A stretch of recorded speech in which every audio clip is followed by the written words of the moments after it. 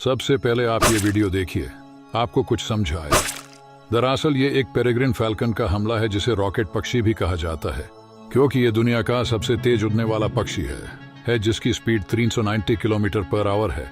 यह पक्षी इतनी तेजी से शिकार करता है कि आपको स्लो मोशन वीडियो को भी स्लो करना पड़ेगा। ये खूंखार फैल्कन इतने से बड़े पक्षियों का भी शिकार कर सकता है, और यहाँ तक कि ईगल से भी ये फॉल्कन नहीं डरता।